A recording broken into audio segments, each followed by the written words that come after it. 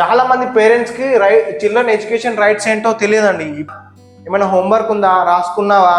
UKG అబ్బాయి homework చేయకపోతే కొట్టడం తిట్టడం ఏందండి?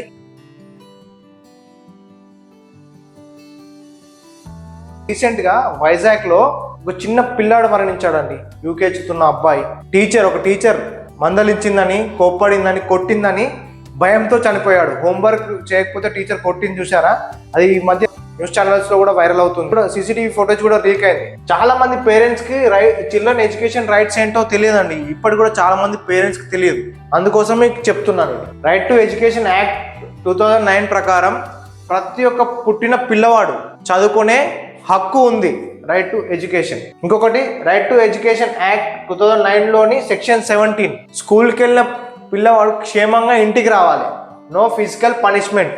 ఏ టీచర్ కూడా పిల్లవాడిని కొట్టే హక్కు లేదు. అలాగే నో మెంటల్ హరాస్మెంట్. ఏ టీచర్ కూడా పిల్లవాడిని భయపెట్టించి, అవమానించి, తిట్టి చేసే అధికారం కూడా ఏ టీచర్ కూడా లేదు. ఇది చేయడం వల్లనే no physical punishment and no mental harassment. ఇవి రెండు చేయడం వల్లనే రీసెంట్ గా ఒక బాలుడు భయంతో మరణించాడు.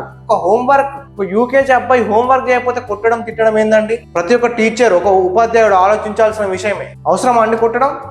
రేపే కలెక్టర్ అయిపోతున్నాడు ఒక అబ్బాయి. వాళ్ళ పేరెంట్స్ కి ఎంత విషాదం మిగిలించారు. తిరిగి తీసుకురాగలరా ఆ బాలుని? కంపల్సరీ ఆ పిల్లవాడి ఫ్యామిలీకి న్యాయం జరిగి తీరాల్సిందే.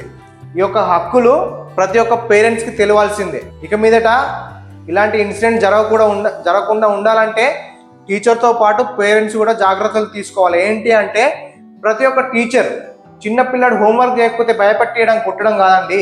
ఎందుకు చేయలేదు నాన్న, పడుకున్నావా, ఆడుకున్నావా, ఏదైనా ఇబ్బంది అయిందా అని చెప్పేసి, సర్లే రేపు రాయు అని చెప్పేసి ప్రేమగా మాట్లాడి చూడు, హోంవర్క్ తప్పకుండా చేసుకుని వస్తాడు.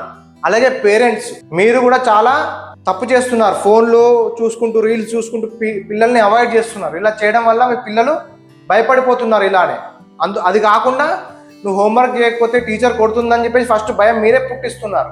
అలా చేయడం వల్ల పిల్లలు స్కూల్కి వెళ్ళిన తర్వాత అక్కడ టీచర్ భయపెట్టేయడం వల్ల ఇలాంటి ఇన్సిడెంట్స్ జరుగుతున్నాయి.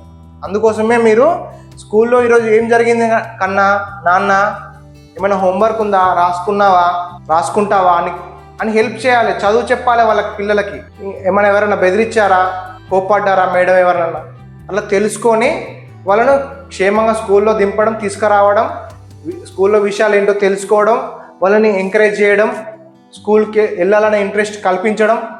టీచర్ కూడా స్కూల్కి రావాలంటే వాళ్ళని భయపెట్టేయడం కాదండి, ప్రేమతో దగ్గరికి తీసుకోవాలి. మంచిగా సంతోషంగా వాళ్ళతో గడపాలి. మంచిగా యాక్టివిటీస్, గేమ్స్ ఆడిపియాలి. ఎన్నో ఉన్నాయండి. కొడతారండి ఎవరన్నా అలా పిల్లవాళ్ళని?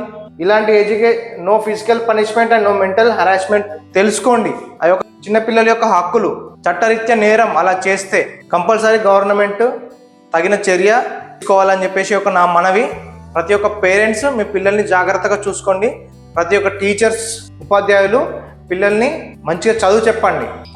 కొంతమందికి ఉన్న విద్యా హక్కు అందరికి చేయడం వల్లనే చదువుకున్నారు, మన భారతదేశం బాగుపడింది. అలాంటి విద్యను మీరు ప్రేమతో నేర్పించండి, ఇలా కోపంతో కాదు. గొప్ప గొప్ప వ్యక్తులు చేయడం వల్లనే మనకు విద్య అనేది అందరికి అందింది. అలా అందిన విద్యని ప్రేమగా పంచండి. సరేనా అండి? జై హింద్, జై భారత్. ఇలాంటి మరెన్నో వీడియోస్ కోసం ఏకే అనిల్ కుమార్ యూట్యూబ్ ఛానల్ని సబ్స్క్రైబ్ చేసుకోండి. పక్కన ఉన్న గంట సింబల్ని కూడా కొట్టేయండి. ఎందుకంటే నేను ఏదైనా కొత్త వీడియో పెడితే మీకు నోటిఫికేషన్ వస్తుంది, అది చూడొచ్చు. ఇలాంటి ఆసక్తికరమైన ఇంట్రెస్టింగ్ టాపిక్స్ ముందు ఇంకెన్నో చెప్తాను. థ్యాంక్స్ అండి.